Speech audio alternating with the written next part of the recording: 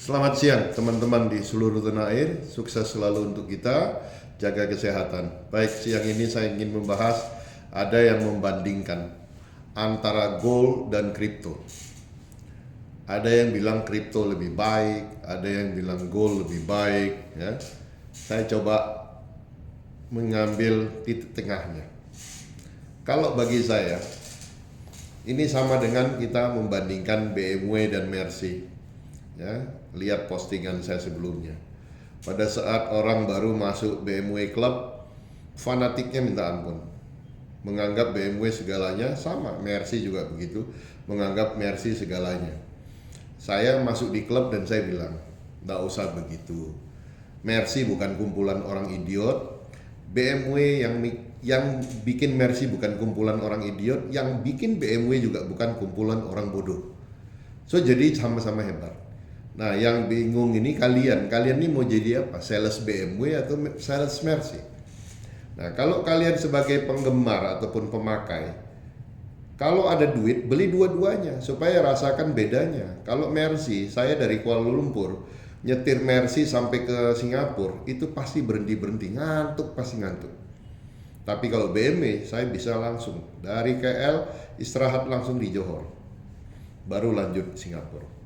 Kenapa? Karena BMW itu memang untuk disetir, untuk nyetir enak. Tapi kalau Mercy itu disetirin, jadi kita harus jadi penumpang dan harus sudah bisa bayar supir baru enak gitu. Ya. Jadi itu yang membedakan antara Mercy dan BMW. Nah, jadi kalau kita kaya, punya duit, nggak usah ribut, dibeli semua, dicoba semua mana yang enak. Saya udah nyoba semua mobil. All you name it, all the branded car, saya sudah coba semua. Nah, sekarang kripto dan emas. Ada yang bilang kripto itu nggak bisa ditambang lagi karena jumlahnya udah limited.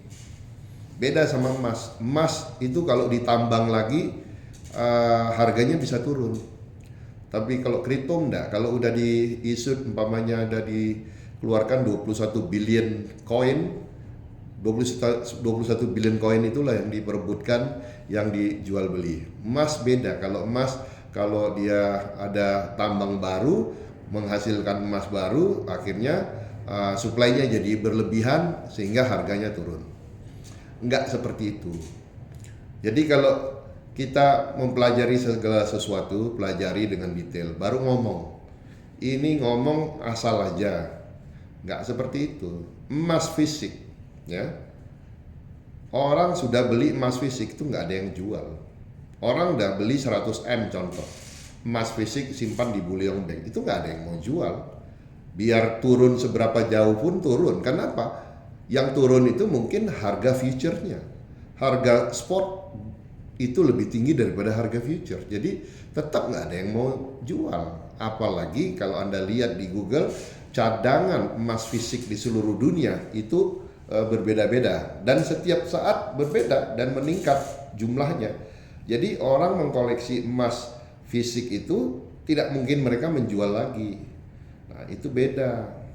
Nah, beda yang Anda lihat tiap hari itu di chart itu yang bergerak naik turun itu future price. Gold future price.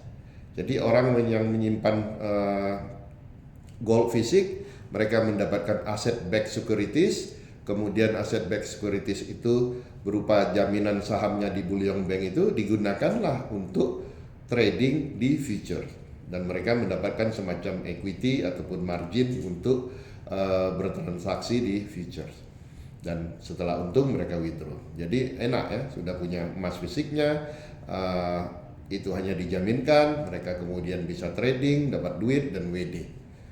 Jadi kalau kita mengenal instrumen, semua instrumen, tentu setiap instrumen satu dengan yang lain punya karakteristik yang berbeda-beda. Jadi kalau kita sudah jadi orang kaya gitu, nggak usah ngomong itu jelek, itu bagus, ini yang paling bagus, jangan. Jadi jangan Anda jadi kelihatan lama-lama kayak sales kripto gitu. Mau semua orang main kripto, mau semua orang dengan kripto, nggak perlu. Saya sebelum yang ngomong-ngomong kripto itu lahir, saya udah di dunia ini. Mulai dari saham, oke? mulai dari saham, kemudian indeks, futures, US single stock, CFD, semua instrumen saya udah masuk. Dan dari semua tinggal kita pilih mana yang kita mau stay longer di masing-masing instrumen.